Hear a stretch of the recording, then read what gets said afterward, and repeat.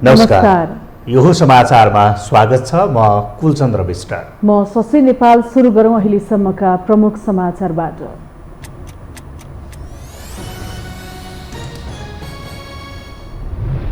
निर्वाचनको अन्तिम परिणाम आउँदै गर्दा दलहरूको लेखाजोखा सुरु। नेताहरू आन्तरिक समीक्षामा व्यस्त। आफ्नो शक्ति क्षयीकरण नभएको एमालेको दाबी। स्थानीय निर्वाचन गठबन्धनका लागि सन्तोषजनक रहेको काङ्ग्रेसको निष्कर्ष। एमालेको कारण जनता भड्किएको आरोप। संसदीय निर्वाचनसम्म सहकार्य कायम रहने जुके। जघन्य अपराधमा कायम हदम्यादलाई संशोधन गर्न सरकारलाई दबाव। हिंसा विरुद्धको उजुरीलाई प्राथमिकता दिनुपर्नेमा जोड। कानुनी व्यवस्थाबारे भने महिला सांसदकै मत बाँचियो। मंकी पक्सको संक्रमण नेपालमा पनि फैलन सक्ने भन्दै सावधान रहन आग्रह। विदेशबाट आउनेलाई 2 हप्ता क्वारेन्टाइनमा बस्न आग्रह। आवश्यक तयारी थाल्न सरकारको ध्यानकर्षण।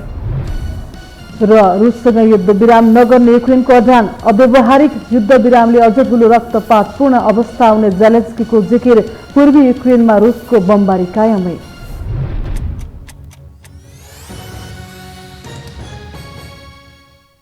अब समाचार विस्तारमा। निर्वाचनको अन्तिम परिणाम आउँदै गर्दा राजनीतिक दलहरूको लेखाजोखा सुरु भएको छ। मत परिणाम आउने क्रम अन्तिम चरणमा पुग्दै गर्दा नेताहरू भने आन्तरिक समीक्षामा व्यस्त बन्न थालेका छन्।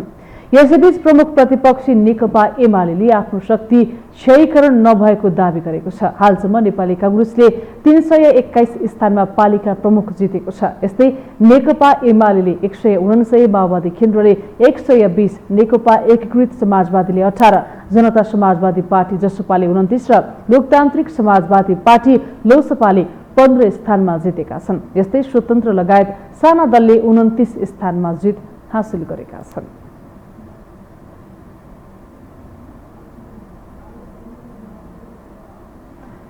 फुटकै कारण नेपालका कम्युनिस्ट पार्टीहरूले शक्ति आर्जन गर्न सकिरहेका छैनन्। विगतमा गठबन्धन सहित चुनावमा जाँदा झन्डै 2/3 सरकार बनाएका कम्युनिस्टहरूमा त्यसपछि देखिएको विचलनले यो निर्वाचनमा कांग्रेस मालामाल भएको छ। अर्थात् झन्डै 60% कम्युनिस्ट रहेको देशमा उनीहरूलाई नै भिडाएर कांग्रेसले सत्ताको स्वाद चाखिरहेको छ।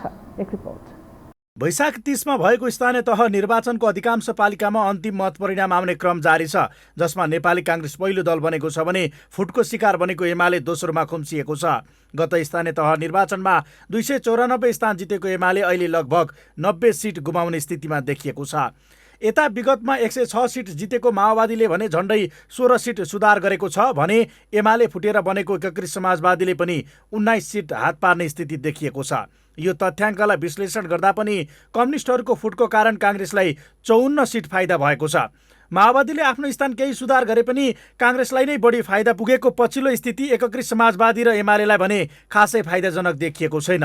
अर्थात् विगतमा 266 सिट जितेर दोस्रो भएको कांग्रेसले आफ्नो स्थितिमा 60 सिट सुधार गर्दै 326 तर्फको यात्रा गर्दै गर्दा सबैभन्दा फाइदा कम्युनिस्ट फुटकै भएको छ। झन्डै 2/3 सरकारको नेतृत्व गरिरहेको कम्युनिस्टहरूमा आएको फुटको नतिजा त्यसपछि लगातार कांग्रेसले उठाइरहेको छ। अर्थात् विगतको संसदीय चुनावमा कम्युनिस्ट गठबन्धनका कारण स्वाद चाखेर तर्सिएको कांग्रेस गठबन्धनभन्दा कम्युनिस्ट एक हुन नदिने रणनीतिमा रहँदा समेत कम्युनिस्टहरू भने जुङ्गाको लडाईँले बेफाइदा भोगिरहेका छन्। आफ्नै हातमा डाडु पन्युल्याउने उनीहरूको इच्छामा आफू मात्र ठिक भएको अहङ्कार बाधक बनेको छ। हामी त लाग्यौँ पार्टी विघटन गर्नु हुँदैन, फुटाउनु हुँदैन, होइन यसलाई गर्नु हुँदैन भनेर संसदहरू पनि 67 जना सांसदहरूले त हस्ताक्षर गरेर होइन यो सकभर जोगाउँ भनेर हामी संसदमा नि लाग्यौँ, केन्द्रीय कमिटीमा पनि लाग्यौँ। त्यो अदालतले डङ्ग निर्णय गरेर अब चाहिँ अब दुईटा पार्टी अलग अलग ठाउँमा जाऊ भनेर भनिदियो। भनेपछि स्थिति यहाँ आएको हो नि त। त्यसैले के हो भन्नुहुन्छ भने अझ पनि गम्भीरतापूर्वक केपी कमरेडले समीक्षा गर्नु भएन भने नेकपा एमालेको हकीकत भनेको अब अर्को चुनावसम्म जाँदाखेरि त के कहाँ पुग्छ। यता एमाले पनि कम्युनिस्ट फुटको असर भोगेको महसुस भने गरेको छ। एमाले साइजमा आएकै कारण वाम गठबन्धनको सम्भावना बढेको चर्चा समेत सुरु भएको छ, जसले कम्युनिस्ट कार्यकर्ताहरूबीच तरङ्ग नै आएको छ भने काङ्ग्रेस झस्किएको छ। खुमलटार र बालकोट आउने जानेको सङ्ख्या बाक्लिएको खबरहरूका बीच एमालेकै नेताहरू समेत वाम एकताको पक्षमा खुल्न थालेका छन्। एमालेको सबैभन्दा बलियो गढ मानेको क्षेत्र गण्डकीमै बढारिएपछि एमाले उपमहासचिव पृथ्वी सुब्बा गुरुङले अब वाम गठबन्धन गर्ने प्रस्ताव नै अघि सारेका छन्। स्थानीय चुनावको यो परिणामले अब वाम गठबन्धनका लागि अवसर प्रदान गरेको बताएका उनले खास गरी माओवादीसँग गठबन्धन बनाउने विषयमा पार्टीको केन्द्रीय बैठकमा छलफल चलाउने समेत सङ्केत नै गरेका छन्।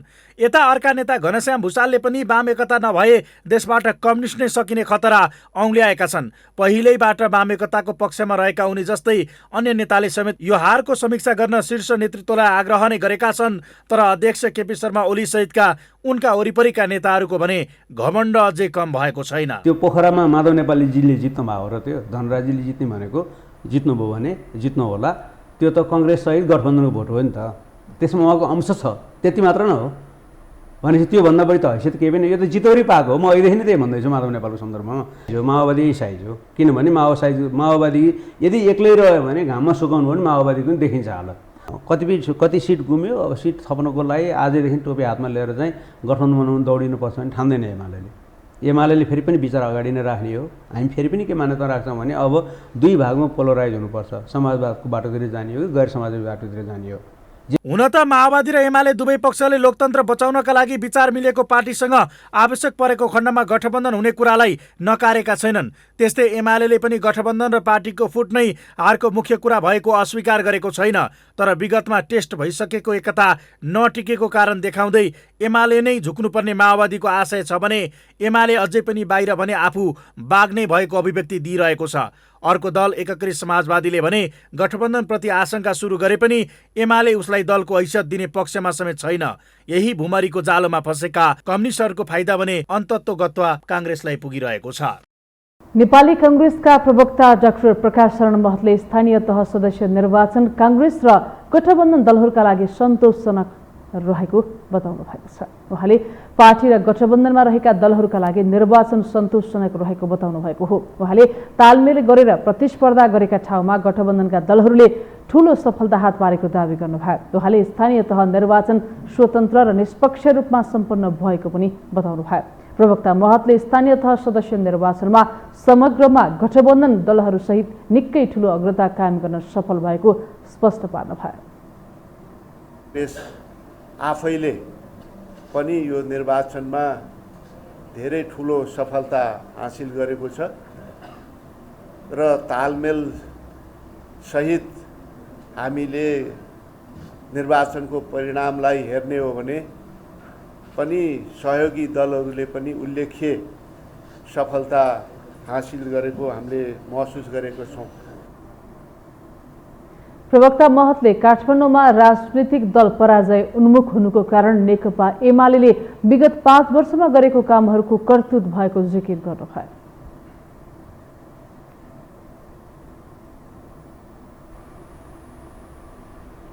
अब बाँकी समाचार। यौन हिंसाजन्य अपराधका घटनामा विद्यमान हदम्यादको कानुनी व्यवस्थाबारे बहस सुरु भएको छ। यद्यपि हदम्यादको कानुनी व्यवस्थाबारे महिला सांसदहरूको मत भने बाजिएको छ। एक रिपोर्ट। यौन हिंसाजन्य अपराधका घटनामा विद्यमान हदम्यादको कानुनी व्यवस्थाबारे महिला सांसदहरूको मत बाँजिएको छ। प्रतिनिधि सभा अन्तर्गतको महिला तथा सामाजिक समितिको सोमबारको बैठकमा प्रमुख प्रतिपक्षी दल एमालेकी सांसद थममाया थापाले यौनजन्य घटनाका अनुसन्धानका लागि हदम्याद राख्नै पर्ने बताइन् भने सत्तारूढ नेपाली कांग्रेसकी सांसद पुष्पा भुसालले अपराधीहरूलाई अपराध कर्ममा लाग्न प्रोत्साहन मिल्ने तर्क गर्दै सो प्रावधान विपक्षमा मत राखिन्। बैठकमा कांग्रेसकै अर्की सांसद लक्ष्मी परियारले पनि हदम्याद सकिएपछि अपराधीले अर्को अपराध कर्म गर्न सक्ने भन्दै हदम्यादको कानुनी व्यवस्था राख्न नहुने सांसद भुसालको भनाइमा सहमति जनाइन्। पूर्व महिला बालबालिका तथा ज्येष्ठ नागरिक मन्त्री समेत रहेकी एमाले सांसद थापाले पीडितलाई न्याय दिने र पीडकलाई कडा कारबाही हुने गरी कानुनी व्यवस्था गर्न पनि सरकारलाई सचेत गराइन्। कडा कानुन कसरी बनाउन सकिन्छ भन्ने कुरामा विद्यमान कानुनलाई पनि हेर्नु पर्यो। होइन र यसलाई चाहिँ अब हदम्यादै नराख्ने भन्ने कुरा पनि भएन, हदम्याद त राख्नै पर्ने हुन्छ किनभने कानुनमा त्यसरी चाहिँ अब सबै छोडिदिएर पनि हुँदैन। त्यस कारणले गर्दाखेरि हदम्याद पनि राख्नु पर्यो। सत्तारूढ काङ्ग्रेस सांसद पुष्पा भुसालले भने यौन हिंसा गम्भीर मानवता विरुद्धको अपराध भएको उल्लेख गर्दै त्यस्ता घटनाका पीडितलाई न्याय दिन हदम्यादको कुनै अर्थ नहुने तर्क गरे। उनले हदम्याद सकिएपछि अपराधीहरूले फेरि पनि दोहोर्याएर अपराध गर्न सक्ने औल्याउँदै यसमा हदम्याद राखिरहन जरुरी नरहेको तर्क गरे। हदम्याद राखिए त्यसले पीडकलाई नै प्रोत्साहित गर्ने भएकाले त्यस्ता खालको कानुनी व्यवस्था आवश्यक नरहेको सांसद भुसालको भनाइ थियो। हदम्यादको कुरामा मैले के मात्र के जोडेँ भने हदम्याद हामीले राख्दै गर्दाखेरि चाहिँ अपराधीले हदम्याद सकिने बित्तिकै फेरि अपराध गर्छ। त्यो प्रवृत्तिको अपराधीले पटक पटक हदम्याद सकिसकेपछि त्यो हदम्याद नराखिकन प्रमाण प्राइमा फेसिया एउटा हेर्ने बित्तिकै यो गम्भीर अपराध भएको देखिनु पर्यो फर्स्ट। दोस्रो प्रमाणले त्यसलाई पुष्टि गर्छ भने त्यसमा त कुनै हदम्यादको कुनै अरू प्रमाणको आवश्यकता नै पर्दैन। त्यस्तै काङ्ग्रेसकी अर्की सांसद लक्ष्मी परियारले पनि अपराधीको मनोबल बढ्ने भन्दै यौन हिंसा जन्य घटनाको अनुसन्धानका लागि हदम्यादको आवश्यकता नभएको बताइन्। उनले पीडितले प्रमाण पेश गरेपछि जहिले पनि सो घटनाको न्याय निरूपण हुने गरी कानुनी व्यवस्था गर्न सरकारसँग माग गरिन्। यो हदम्यादका कुरालाई चाहिँ सबै ठाउँमा लागू गर्ने हो भनेदेखि यो अपराध बढेर जाने हो कि यो विकृति बढेर जाने हो कि? एमालेकी सांसद बिन्दा पाण्डेले घटना सार्वजनिक भएको मितिदेखि लागू हुने गरी हदम्यादको कानुनी व्यवस्था गर्न उपयुक्त हुने बताइन्। उनले नाबालिकाहरूको हकमा झन हदम्याद अनिवार्य हुने धारणा राखिन्। नाबालिगको बारेमा त यसमा अरू धेरै छलफल गरिराख्नु पर्छ जस्तै लाग्दैन। यतिखेर त्यो जानी के अरे हदम्याद राख्नै पर्छ भने उनीहरूले सार्वजनिक हिसाबले भन्न सकेको समयदेखि यतिभित्र उजुरी गरिसक्नुपर्ने भन्ने राख्न सकिएला, होइन भने यति अवधिभित्र नै उनीहरूले उजुरी गरिसक्ने भन्ने खालको राख्ने भने हाम्रा चाहिँ छोराछोरीहरूले न्याय पाउने खालको स्थिति बन्दैन। यता नेकपा माओवादी केन्द्रकी सांसद अमृता थापा मगरले भने सुन्दरी प्रतियोगितामा नै रोक लगाउन सरकारसँग माग गरिन्। उनले सुन्दरी प्रतियोगिता नगरेर राष्ट्रलाई कति घाटा भएको छ भनेर प्रश्न समेत गरिन्। हाम्रो राष्ट्रलाई कति घाटा पर्दो रहेछ त भन्ने पनि यहाँ बहसको जरुरी छ भने तपाईले यो सुन्दरी प्रतियोगिताभित्रको कन्टेन्टलाई पनि राज्यले सही ढङ्गले विश्लेषण गरेर यदि त्यो राज्यको लागि र अर्थको लागि वा जे समाजको लागि छैन भने त्यसलाई रोक्न नि सक्नुपर्छ र कन्टेन्टलाई चाहिँ तपाईले परिमार्जन पनि गर्न सक्नुपर्छ। 8 वर्ष अघि एक सौन्दर्य प्रतियोगितामा आयोजकले एक किशोरीलाई बलात्कार गरेको घटना बाहिरिएपछि यति बेला यौन हिंसा जन्य अपराधका घटनामा विद्यमान हदम्यादको कानुनी व्यवस्था बारे बहस सुरु भएको छ। जुन विषयलाई लिएर यति बेला सडक र सदन दुवै तातिएको छ भने महिला नेत्रीहरू पनि सक्रियताका साथ लागि परि कानुनी हदम्याद हटाउन लागि परेका छन्। संसदीय समितिले महिलामाथि हुने यौन हिंसा तथा जघन्य अपराधका घटनामा विद्यमान हदम्यादको कानुनी व्यवस्थापनलाई संशोधन गर्न सरकारलाई निर्देशन दिएको छ। प्रतिनिधि सभा अन्तर्गतको महिला तथा सामाजिक समितिको आज सिंहदरबारमा बसेको बैठकले सो जघन्य अपराधका घटनामा विद्यमान हदम्यादको कानुनी व्यवस्था पुनरावलोकन गर्न सरकारलाई निर्देशन दिएको हो। यौन हिंसा, दुर्व्यवहार, जघन्य अपराधका घटनाका सम्बन्धमा विद्यमान हदम्यादको व्यवस्था परिमार्जन गर्नका लागि आवश्यक विधेयक तत्काल संसदमा पेश गर्न सरकारलाई निर्देशन दिइएको समितिकी सभापति निरु देवी पालले जानकारी दिनुभयो। बालबालिका वा नाबालिगमाथि हुने र महिलामाथि हुने यौन हिंसा, दुर्व्यवहार, जबरजस्तीकरणी जस्ता जघन्य अपराधहरूका घटनामा विद्यमान हदम्यादको व्यवस्थालाई पुनरावलोकन गर्न अत्यावश्यक देखिएकोले अन्य संशोधन गर्नुपर्ने भनी यसअघि पहिचान भएका विषयहरू समेत समावेश गरी मुलुकी अपराध संहिता एवं अन्य सम्बद्ध ऐन संशोधन गर्ने सरकारी विधेयकहरू तयार गरी सङ्घीय संसदमा यथाशीघ्र दर्ता गराउन समितिको यो बैठक नेपाल सरकार, कानुन, न्याय तथा संसदीय मामिला मन्त्रालय, गृह मन्त्रालय एवं महिला, बालबालिका तथा ज्येष्ठ नागरिक मन्त्रालयलाई निर्देशन गर्दछ। समितिले महिला हिंसा विरुद्धको उजुरीलाई उच्च प्राथमिकता दिई द्रुत मार्ग मार्फत शीघ्र न्याय प्राप्त हुने अवस्था सिर्जना गर्न पनि सरकारलाई गम्भीर ध्यानाकर्षण गराएको छ। सरकारले विश्व बैंकबाट 275 मिलियन अमेरिकी डलर ऋण सहायता लिने बारे वार्ता टोली गठन गर्ने भएको छ। सोमबार मन्त्री परिषदको निर्णय सुनाउँदै सञ्चार तथा सूचना प्रविधि मन्त्री एवं सरकारका प्रवक्ता ज्ञानेन्द्र बहादुर कार्कीले विश्व बैंकबाट यातायात तथा व्यापार अभिवृद्धि कार्यक्रमका लागि प्राप्त हुने करिब 33 अर्ब रुपियाँ ऋण सहायता लिने बारे वार्ता टोली गठन गर्ने निर्णय गरेको बताउनु भएको हो। उहाँले वैदेशिक रोजगारीबाट फर्किएकाहरूको पुनः एकीकरण आयोजनाका लागि स्विजरल्यान्ड सरकारबाट प्राप्त हुने 6.8 मिलियन डलर अर्थात् करिब 86 करोड 13 लाख नेपाली रुपियाँ अनुदान सहायता स्वीकार गर्ने निर्णय गरेको उहाँले बताउनुभयो। रोजगारीबाट फर्केकाहरूको पुनः एकीकरण आयोजनाका लागि स्विजरल्यान्ड सरकारबाट प्राप्त हुने स्विस फ्र्याङ्क 6.8 मिलियन करिब 86 करोड 13 लाख अनुदान सहायता स्वीकार गर्ने। प्रवक्ता कार्कीले सरकारले सशस्त्र प्रहरी नायब महानिरीक्षक नारायण दत्त पौडेललाई सशस्त्र प्रहरी अतिरिक्त महानिरीक्षक पदमा बढुवा गरेको बताउनु भयो। हामीसँग समाचार बाँकी नै छन्, अहिलेलाई विश्राम।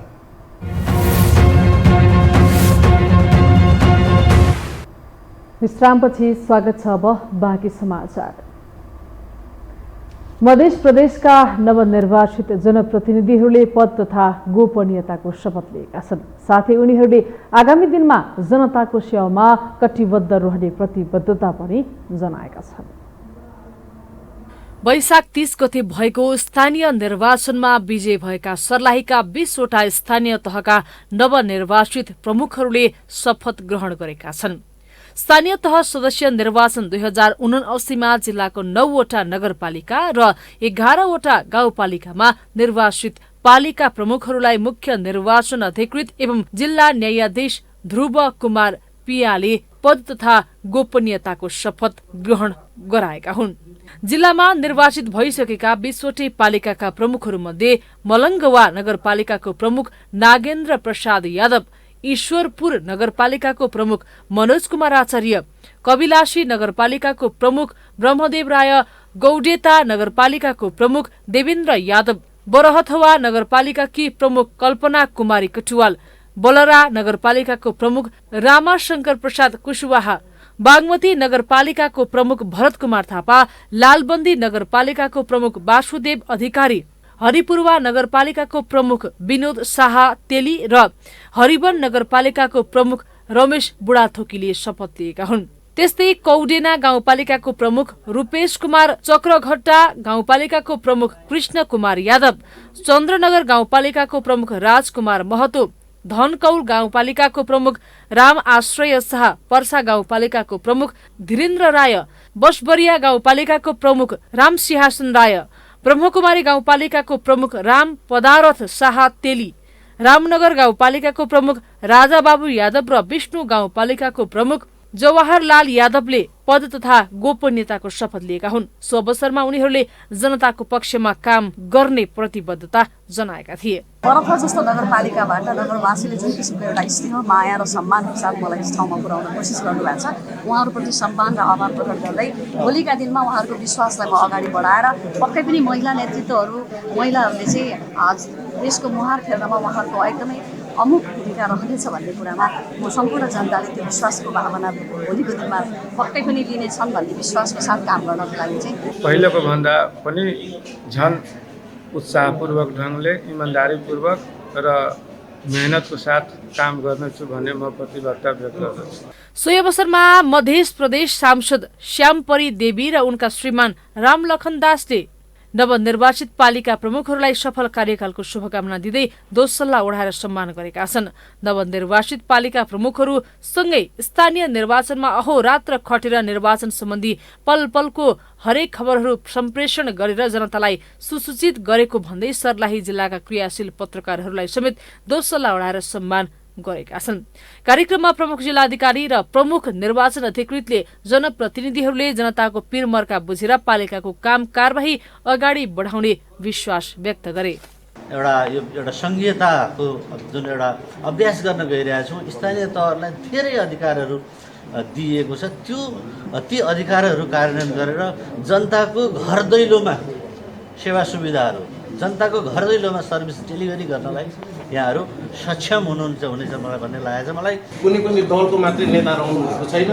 अब तपाईँले समग्र कुनै आग्रह पूर्वाग्रह बिना तलमाथि नगरिकन सबैको नगरपिताको हिसाबले काम गर्नुहुनेछ भन्ने मैले विश्वास पनि लिएको छु। सदरमुकाम मलङ्गवा स्थित जिल्ला समन्वय समितिको सभाहालमा आयोजना भएको कार्यक्रममा मुख्य निर्वाचन अधिकृत एवं न्यायाधीश पिया, मधेस प्रदेश सांसद श्यामपरी देवी, संविधान सभा सदस्य हरिचरण शाह, जिल्ला समन्वय समिति सभापति मेथुर चौधरी, प्रमुख जिल्ला अधिकारी थानेश्वर गौतम, चारवटै सुरक्षा निकायका प्रमुख लगायत पत्रकारहरूको उपस्थिति रहेको थियो। मनोज यादव, सर्लाही।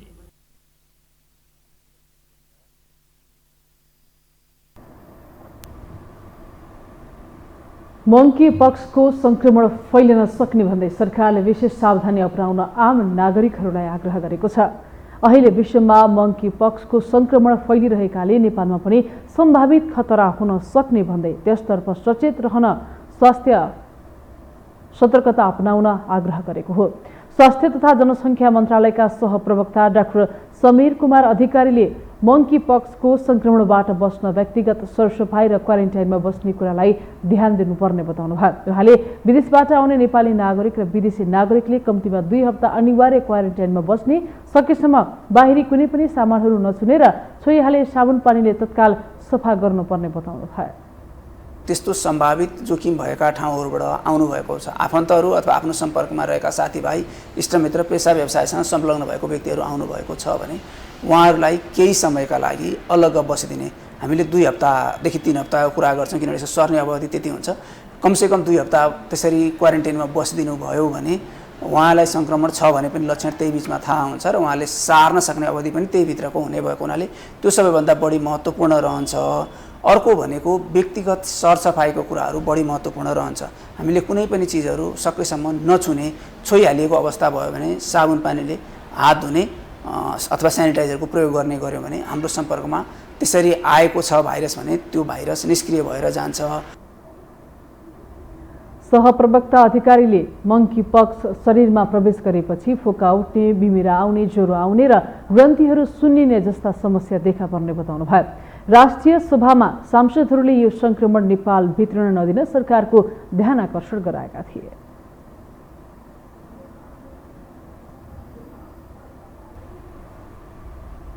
अब बाँकी समाचार। सरकारले निजी क्षेत्रको सहभागितामा रुग्न बनेका उद्योग सञ्चालन गर्ने गृह कार्य भइरहेको बताएको छ। निजी क्षेत्रको सहभागितामा रुग्न बनेका उद्योग चलाउनका लागि उद्योग वाणिज्य तथा आपूर्ति मन्त्रालयको कार्यदलले मोडालिटी तयार गरिरहेको छ। एक रिपोर्ट।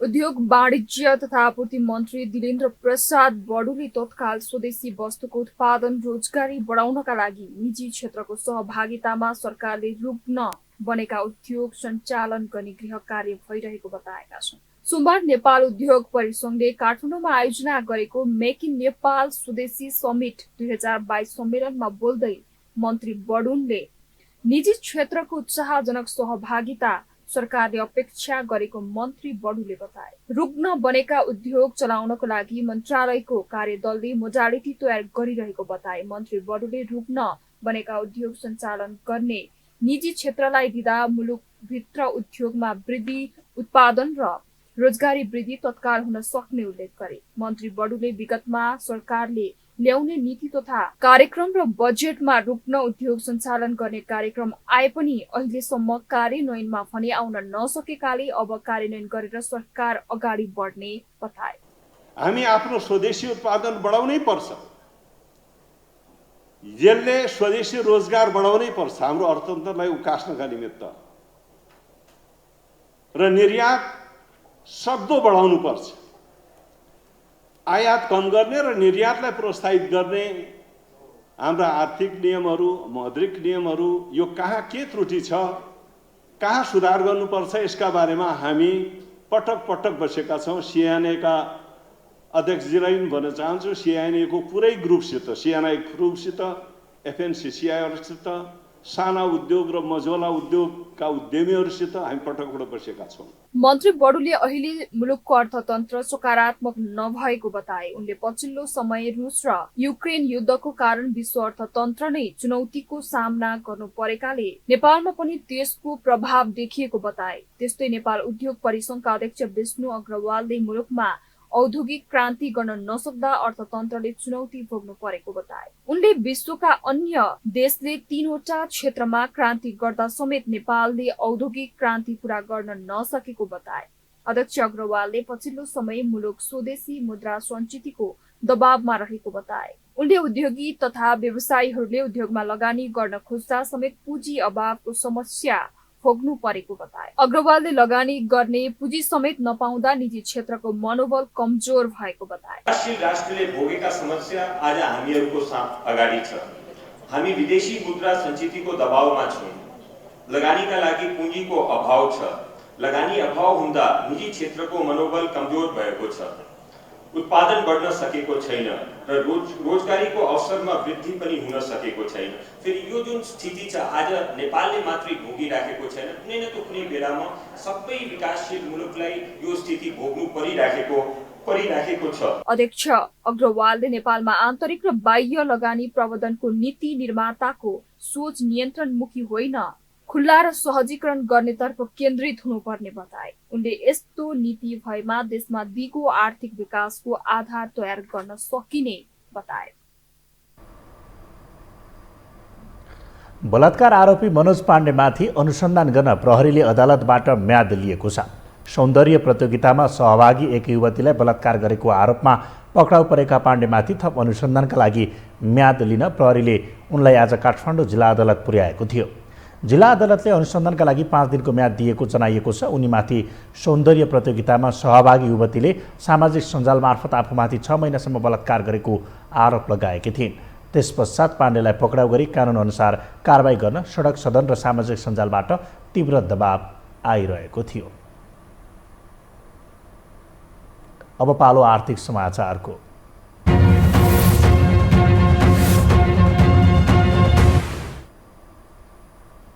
शेयर बजार मापक नेप्से परिसूचक 17 महिना यताकै न्यून बिन्दुमा झरेको छ। पछिल्लो समय निरन्तर रूपमा ओह्रालो लाग्दै आएको नेप्से परिसूचक साताको पहिलो कारोबारको दिन आज उच्च अङ्कले गिरावट हुँदा 17 महिना यताकै न्यून बिन्दुमा झरेको हो।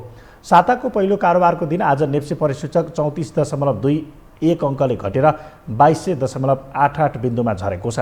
आज कारोबारमा आएका 224 कम्पनीको 39,17,000 किता सेयर 1,36,95,13,000 रुपियाँ बराबरको खरिद बिक्री भएको छ।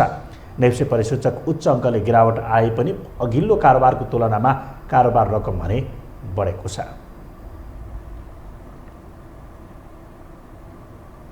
हामीसँग अन्तर्राष्ट्रिय र खेल समाचार बाँकी नै छन्। अहिलेलाई भने पुनः विश्रामको पालो।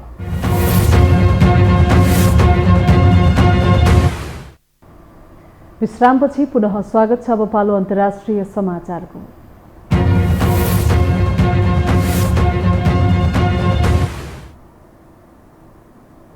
युक्रेनले आफ्नो भूभाग त्यागेर रुससँग युद्ध विराम नगर्ने जनाएको छ। युक्रेनी राष्ट्रपति भोलोदिमिर जेलेन्स्कीले अहिले चलिरहेको युद्ध कूटनीतिबाट मात्र सुल्झाउन सकिने अभिव्यक्ति दिएको एक दिनपछि युक्रेनले स्पष्ट रूपमा आफ्नो कडा अडान प्रस्तुत गरेको हो। जेलेन्स्कीका सल्लाहकारले युक्रेनको भूभाग छोड्न पर्ने गरी युद्धविराम गर्ने प्रयासले अझ ठूलो र रक्तपातपूर्ण रुसी हस्तक्षेप ल्याउने बताएका छन्। रुसले पूर्वी युक्रेनमा रहेको सेभरोडोनेट्स्क घेर्ने प्रयास गरिरहँदा युक्रेनको यो भनाइ आएको हो। युक्रेनी सशस्त्र बलका एक जेनरलले रुसी फौजहरूले देशको पूर्वी भागको लुहान्स्क क्षेत्रको प्रशासनिक सीमासम्म पुग्ने गरी युक्रेनी अवरोधहरू तोड्ने प्रयास गरिरहेको पनि जनाएका छन्। रुसले अहिले पनि युक्रेनको पूर्वी भेगको आवासीय क्षेत्रहरूमा बमबारी गरिरहेको छ।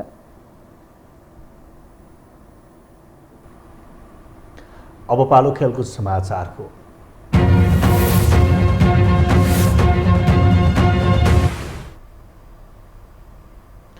नेपाल क्रिकेट सङ्घ क्यानले टी20 लिग आयोजना गर्ने घोषणा गरेसँगै इपिएलका सञ्चालकहरूले क्यानको कदमलाई लिएर असन्तुष्टि व्यक्त गरेका छन्। एउटै फ्रेन्चाइज प्रतियोगिता नेपाल T20 लिग आयोजना गर्ने क्यानको निर्णयले यसअघि फ्रेन्चाइज क्रिकेटमा लगानी गरिरहेका कर्पोरेट क्षेत्रका लगानीकर्ताले असन्तुष्टि जनाएका हुन्।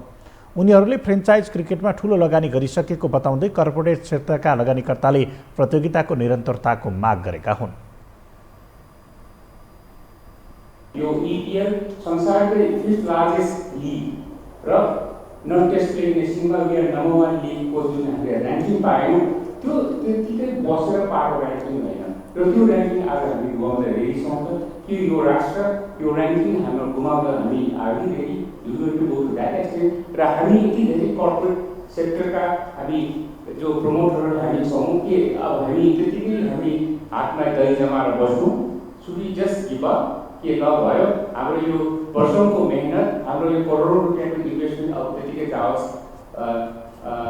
बागमती बगोस् भनेर बागमतीमा पानी त छैन तर बागमती बगोस् भने हामी बस्छौँ। क्यानको पछिल्लो कदमबाट यसअघि नै हुँदै आएको फ्रेन्चाइज क्रिकेट EPL को भविष्य सङ्कटमा देखिएको छ।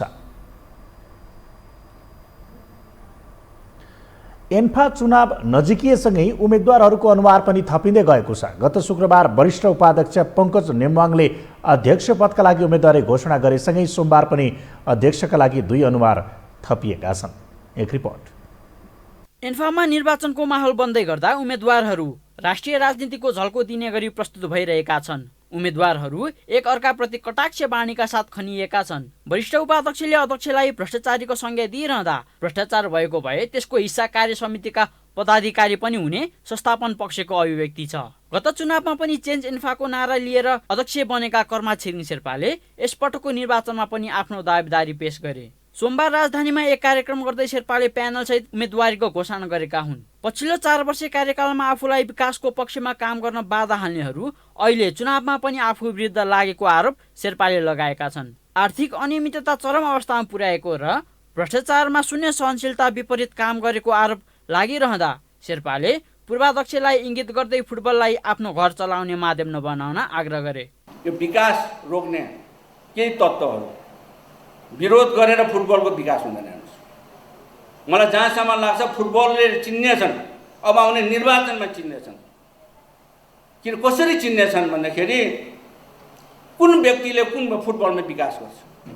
अघि सुनिलजीले भन्नुभएको जस्तै फुटबलमा काम गर्ने र नगर्ने त चिनिहाल्छ नि, फुटबलमा लगानी गर्ने र नगर्ने त चिनिहाल्छ नि। फुटबललाई घर चलाउने माध्यम कसैले नबनाइस् भनेर म यहाँदेखि फेरि भन्न चाहन्छु। एन्फामा व्यापक आर्थिक अनियमितता भइरहेको कार्य समितिकै सदस्यले भनिरहँदा फिफामा यसको नकारात्मक असर परेको महासचिव इन्द्रमान तुलाधरको बुझाइ छ। तुलाधरले यसअघि जसका विरुद्ध परिवर्तन गर्छु भनेर एन्फा नेतृत्वमा आए 6 महिना पनि टिक्न नसकी उसैको शरमा पुग्नु परेको असन्तुष्ट समूहलाई कटाक्ष गरे।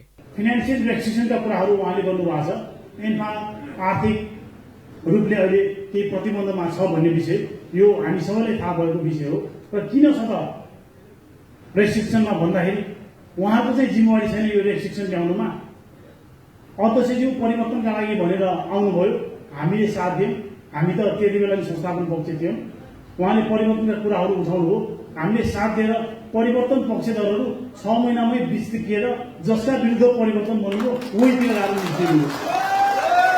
कार्यक्रममा स्वागत मन्तव्य राख्दै नेपाली फुटबलमा 4 वर्षको आफ्नो कार्यकालमा शेर्पाले पुराना व्यतिथिलाई परिवर्तन गरेको र विकासका कामलाई अघि बढाएको हुँदा यसको निरन्तरताका लागि पनि आगामी चुनावमा शेर्पा प्यानललाई नै विजयी गराउन उपाध्यक्ष इन्द्रमान सिंहले अपिल गरेका छन्। कर्मा छिरिङको प्यानललाई हामीले यसपालि सहयोग गर्नुपर्छ।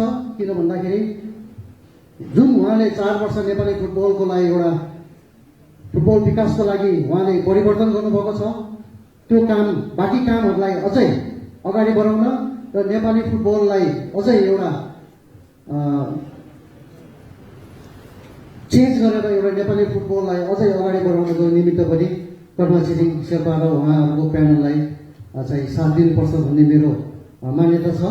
शेर्पा प्यानलबाट वरिष्ठ उपाध्यक्षमा शिक्षित पराजुली, उपाध्यक्षमा कुमार केसी, इन्द्रमान सिंह र रत्नकुमार श्रेष्ठले उम्मेदवारी दिएका छन्। सदस्यमा दीपक थापा, प्रवीण यादव, रूपेश अधिकारी, लोकेन्द्र गुरुङ, रामराजा गुरुङ, टिका लामा, प्रदेश सिंह राठौर, भरत थापा, अनिल श्रेष्ठ, रमेश व्यञ्जनकार, मणिराज विष्ट र मनिष जोशीले उम्मेदवारी घोषणा गरेका छन्। शेर्पा 4 वर्ष अघि पनि अत्यधिक बहुमतका साथ एन्फा अध्यक्षमा निर्वाचित भएका थिए। त्यस्तै आज नै छुट्टै एक कार्यक्रमको आयोजना गर्दै राजीवराज पौडेलले पनि अध्यक्षको पदमा आफ्नो उम्मेदवारी दर्ता गराएका छन्। एन्फाको आसन्न निर्वाचनका लागि शुक्रबारदेखि उम्मेदवारी दर्ता प्रक्रिया सुरु भइसकेको छ। यसअघि असन्तुष्ट समूहबाट वर्तमान वरिष्ठ उपाध्यक्ष पङ्कज नेवाङले अध्यक्षमा मनोनयन दर्ता गरिसकेका छन्। उसकै प्यानलबाट वरिष्ठ उपाध्यक्षमा वीरबहादुर खड्का उठ्ने भएका छन्। इन्फाको 21औं चुनावी साधारण सभा असार 6 गते हुँदैछ। यो हो टेलिभिजनका लागि निरज कोइरालाको रिपोर्ट। अब मौसम सम्बन्धी जानकारी।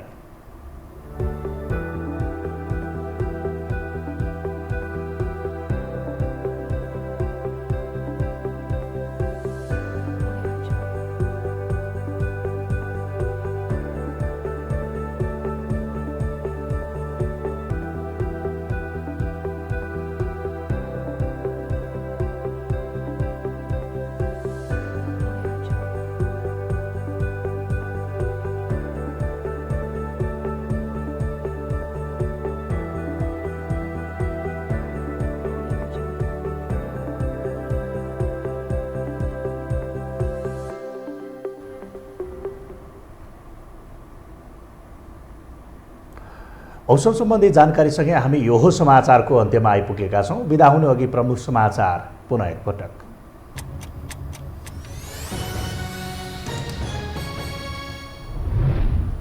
निर्वाचनको अन्तिम परिणाम आउँदै गर्दा दलहरूको लेखाजोखा सुरु। नेताहरू आन्तरिक समीक्षामा व्यस्त। आफ्नो शक्ति क्षयीकरण नभएको एमालेको दाबी। स्थानीय निर्वाचन गठबन्धनका लागि सन्तोषजनक रहेको काङ्ग्रेसको निष्कर्ष। एमालेका कारण जनता भड्किएको आरोप। संसदीय निर्वाचनसम्म सहकार्य कायमै रहने जेठेल। जघन्य अपराधमा कायम हदम्यादलाई संशोधन गर्न सरकारलाई दबाव। हिंसा विरुद्धको उजुरीलाई प्राथमिकता दिनुपर्नेमा जोड। कानुनी व्यवस्थाबारे भने महिला सांसदकै मत बाजियो। मङ्कीपक्सको संक्रमण नेपालमा पनि फैलिन सक्ने भन्दै सावधान रहन आग्रह। विदेशबाट आउनेलाई 2 हप्ता क्वारेन्टाइनमा बस्न आग्रह। आवश्यक तयारी थाल्न सरकारको ध्यान आकर्षण। र रुससँग युद्धविराम नगर्ने युक्रेनको अडान। अव्यावहारिक युद्धविरामले अझ ठूलो रक्तपातपूर्ण अवस्था आउने जेलेन्स्कीको जिकिर। पूर्वी युक्रेनमा रुसको बमबारी कायमै।